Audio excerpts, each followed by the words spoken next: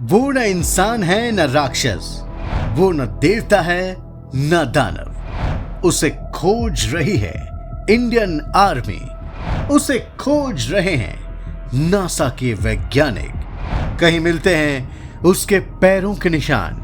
क्या है वो, कोई मायावी महा इंसान, या फिर वो है आधा जानवर और आधा इंसान? दोस्तों, हम बात कर रहे हैं यति के रहस्य की, जिसे हजारों सालों से लोग देखने का दावा कर रहे हैं, लेकिन आज तक उसे किसी ने ठीक से देखा नहीं है। साल 2019 में इंडियन आर्मी के जवानों ने यति के पैरों के निशानों को हिमालय में देखने का दावा किया था और ये तस्वीर भी दुनिया को दिखाई थी। लेकिन हिमालय के बर्फीले पहाड़ों पर आज तक इसे ना तो नासा ढूंढ पाया है और ना ही दुनिया का कोई भी पर्वतारोही। एवरेस्ट से लेकर कैलाश तक यति के निशानों को खोजने की मुहिम में आज आपके साथ द कर्मा भी शामिल हो गया है। लेकिन यति क्या होते हैं? क्या सनातन धर्म में यति के बारे में कभी कुछ कहा गया है? इसको जाने बिना ना तो कोई वैज्ञानिक ना ही नासा इसे खोज पाएंगे, क्योंकि यति के बारे में सबसे सटीक जानकारी हमें हमारे हिंदू धर्म ग्रंथों से ही मिल सकती है। तो चलिए जानते हैं आज यति के बारे में वो सारी जानकारियां जिससे आज भी पूरी दुनिया है अनजान। साल 2019 में अचानक ही सारे अखबारों में एक तस्वीर छपी जिसमें एक महामानव के पैरों के निशान दिखे। ये महामानव शायद रात के अंधेरे में छिपता हुआ कहीं जा रहा था।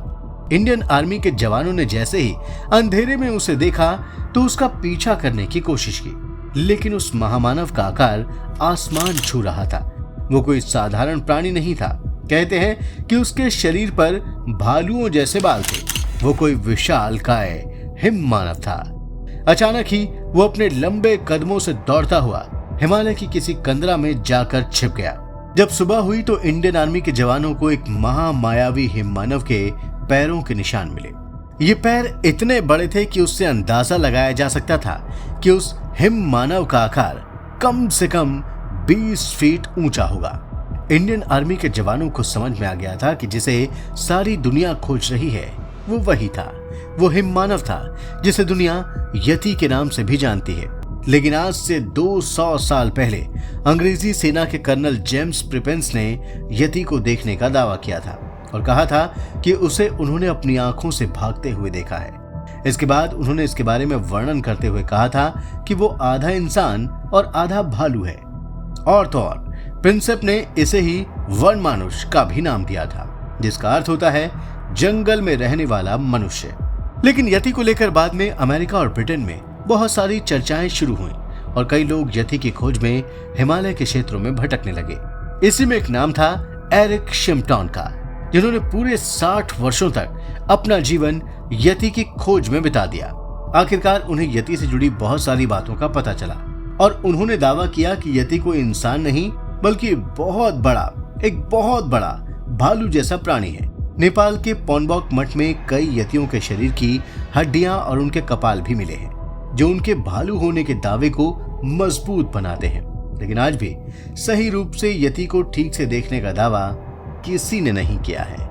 20वीं सदी में अंग्रेजों के भौगोलिक चित्रकार ने अपनी पुस्तक में लिखा था कि उन्होंने हिमालय में एक यति को देखा। वो अपनी पुस्तक में लिखते हैं कि लगभग 100 गज से उन्होंने यति को देखा, जो देखने में बिल्कुल मानव की तरह लग रहा था और वो ऐसे चल रहा था जैसे कोई विशाल मानव हो या राक्षस हो। उन्होंने ये भी लिखा कि उसके चले जाने पर उसके पैरों के चिन्हों को देखने से यही लग रहा था कि ये किसी मानव के ही हैं। लेकिन अंतर केवल इतना था कि इनके पैर के चिन्ह 7 या 8 इंच लंबे थे। इस जीव यति के बारे में नेपाल, भूटान और हिमालय के नजदीक बसी बस्तियों को अच्छी तरह से जानकारी थी और वहां के लोग आज भी यति की अलग अलग कहानियां भी सुनाते हैं। इस तरह से अनेक लोगों ने यति के बारे में बताया। कुछ ने अपनी किताबों में लिखा और कुछ लोगों ने यति को देखे जाने के सबूत के साथ चित्र भी लिए, लेकिन आज वो चित्र भी मौजूद नहीं है। लेकिन हमारे सनातन हिंदू धर्म में यतियों का जिक्र कई ग्रंथों में आता है और इसके बारे में विस्तार से लिखा गया है।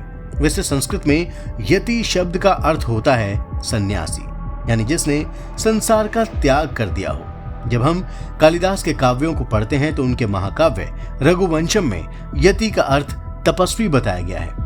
लेकिन जब हम भगवत पुराण को पढ़ते हैं तो हमें पता चलता है कि यति नाम के एक व्यक्ति थे जो राजा नहुष के पुत्र थे और चंद्रवंश से आते थे। नहुष को पांडवों का पूर्वज माना जाता है और नहुष ही सनातन धर्म के इतिहास में एकमात्र ऐसे राजा हुए हैं जो इंसान होकर भी इंद्र बने और कुछ वर्षों तक इंद्र की अनुपस्थिति में इंद्र बने रहे। नहुष जब स्वर्ग में अत्याचार करने लगे तो सप्तऋषियों ने उन्हें श्राप दे दिया और वो अजगर बनकर पृथ्वी पर गिर पड़े थे। श्रीमद् भागवतम के अनुसार यति नहुष के पुत्र थे और वो योग विद्या के इतने बड़े सिद्ध थे कि उन्हें ब्रह्म का ज्ञान हो गया था और इसके बाद उन्होंने संसार छोड़ दिया और हिमालय की गुफाओं में चले गए। महाभारत और श्रीमद् भागवतम के अनुसार नहुष के बेटे यति ने अपनी योग विद्या से अपना रूप भी बदल लिया था और उनका आकार इंसानों से बहुत बड़ा हो चुका था। कुछ लोगों का कहना है कि नहुष के बेटे से ही यतियों की प्रजाति पैदा हुई है। आज भी जिस तरह से एलियंस को लेकर दावे किए जाते हैं और कई लोगों के द्वारा यूएफओ और उड़न तश्तरी देखने के दावे भी किए जाते हैं, उसी तरह से यति को लेकर भी कई दावे किए जाते हैं। लेकिन एक बात तो निश्चित है कि यति सिर्फ हिमालय के बर्फीले पहाड़ों पर ही पाए जाते हैं। अब विज्ञान ने इतनी तरक्की कर ली है तो संभव है कि कभी सैटेलाइट इमेजेस से यति की खोज संभव हो और यति के रहस्य से पर्दा उठ सके। तो दोस्तों, ये तो था यति के रहस्य को लेकर द कर्मा का ये वीडियो। अगर आपको ये वीडियो पसंद आया हो तो आप इसे जरूर लाइक करें और अगर आप हमारे चैनल पर सनातन धर्म और विज्ञान से जुड़ी ऐसी कहानियां देखना चाहते हैं तो हमारे चैनल द कर्मा को जरूर सब्सक्राइब भी कर लें। धन्यवाद।